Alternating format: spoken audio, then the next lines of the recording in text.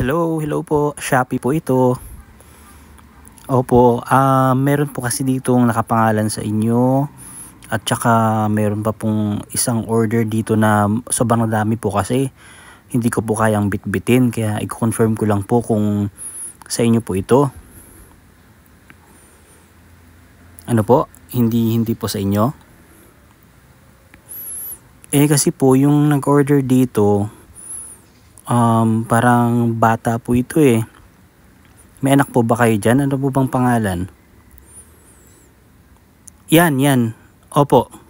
Yan po, tama po. Yan po yung nakasulat dito. Tapos, sobrang dami pong in-order po eh. Baka hindi ko po kayanin. Saka sobrang mahal po nito. Paano po niyo po babayaran ito? Ay, hindi po pwede yung ganyan. Ipapapulis ko po siya kapag hindi niya po nabayaran ito. Hindi ko rin po kayang bayaran to. Hindi na po pwede itong ibalik. Pahanapin nyo na lang po siya ng paraan kung paano niya na mababayaran to. Kasi hindi na po ito pwedeng ibalik eh. Opo. Hindi na po. Magsusubong na po ako sa pulis ngayon. Sige po. Bye-bye po. Bye.